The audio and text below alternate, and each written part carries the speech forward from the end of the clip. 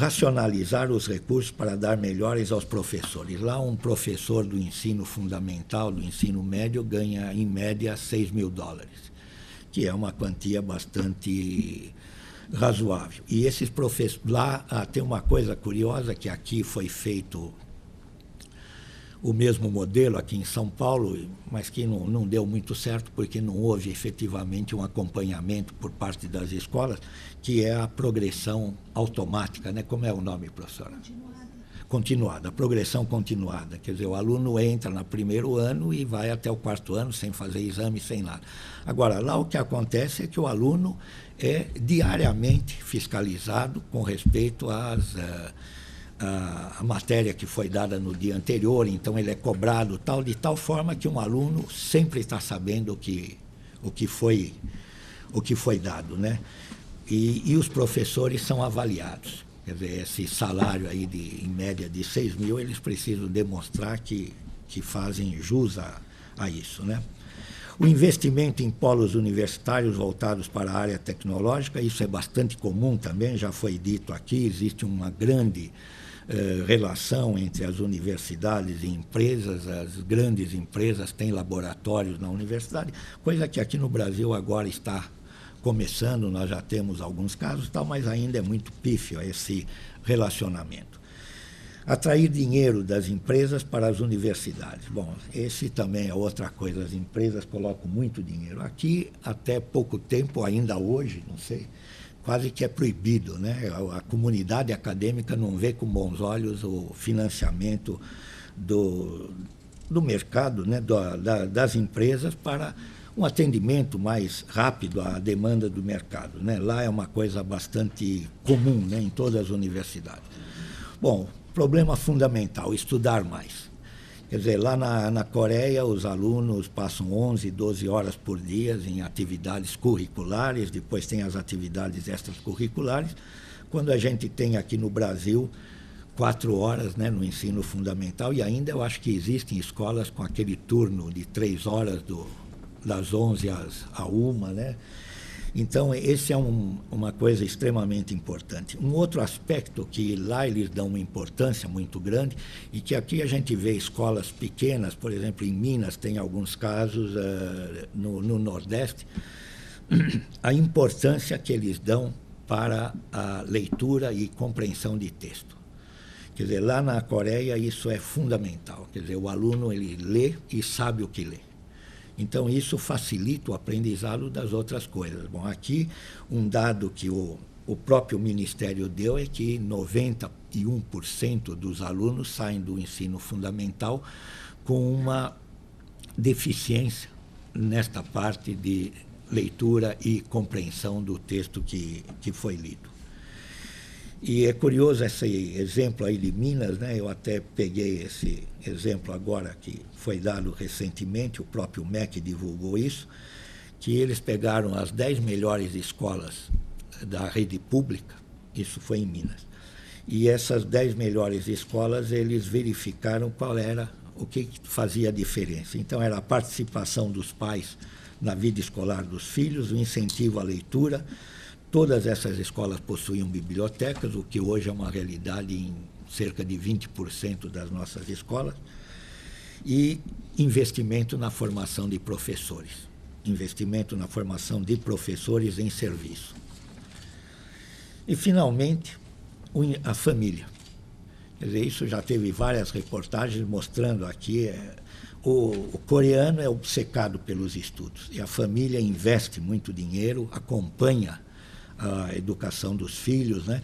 Eu acho que saiu há pouco tempo um artigo do Castro...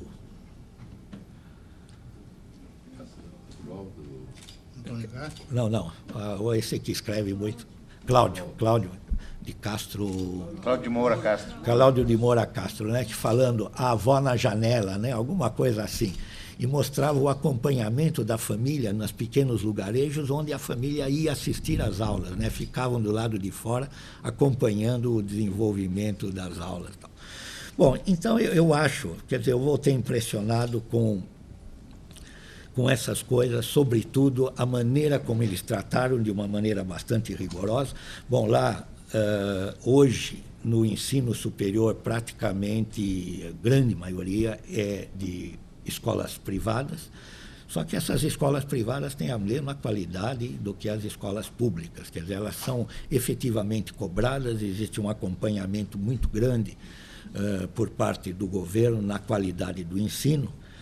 E agora, recentemente, em 2007, até está havendo debates de como a Coreia deve melhorar a qualidade do ensino, que já nos nossos níveis é muito boa, né? Mesmo em nível internacional, mas ainda existe a preocupação da sociedade de exigir mais do governo no sentido da educação. Então, eu acho que esse é um ponto que eu queria trazer aqui, quer dizer, a importância que o país deu à educação e a virada em um pouco mais de 20 anos, né, de uma economia que saía de uma guerra civil, totalmente o país arruinado, milhões de mortos e 1/3 de analfabeto, e chega ao que é hoje.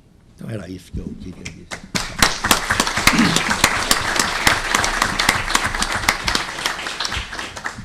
Sem muitas demoras, embaixador Amaury Porto de Oliveira, para as suas considerações, as suas sensações, visões, percepções da Península Coreana ao longo de toda a sua história diplomática e de seus estudos asiáticos que nos tanto orgulham.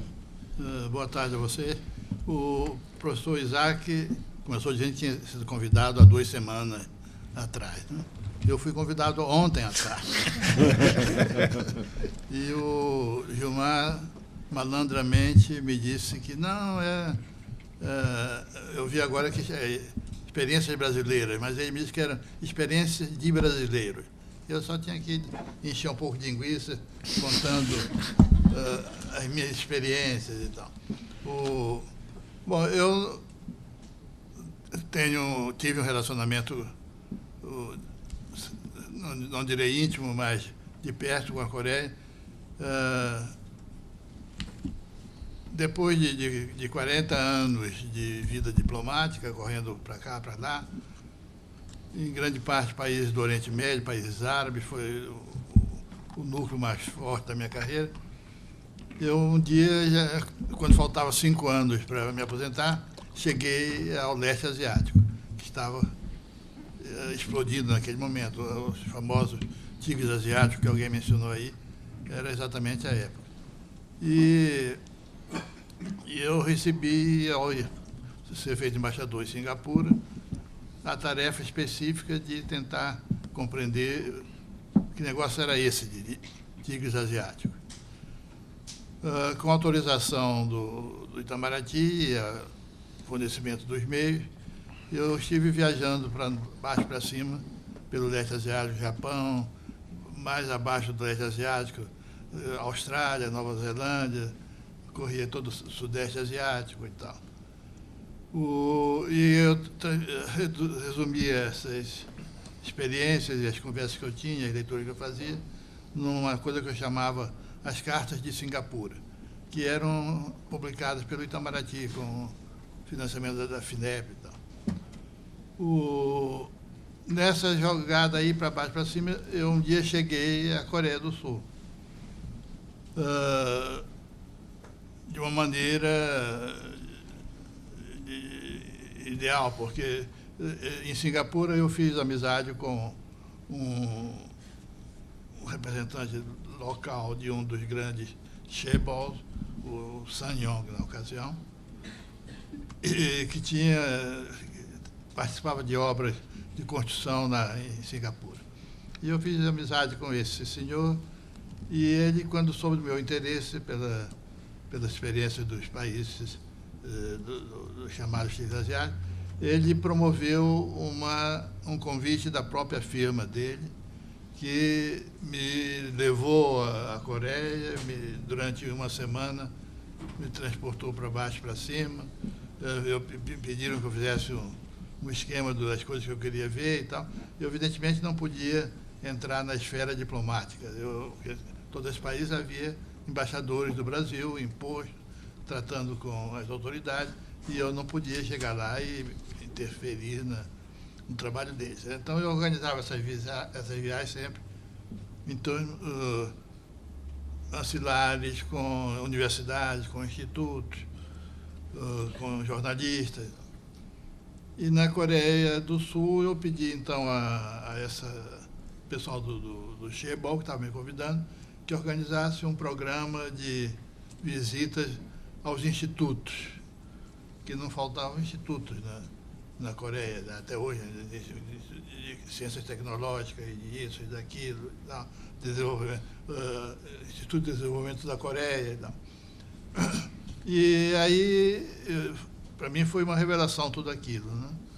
Eu fui de instituto em instituto, me encantei pelo que eles estavam fazendo pela Coreia, tanto que, na primeira oportunidade, eu ainda tentei ver se o Itamaraty me transferia de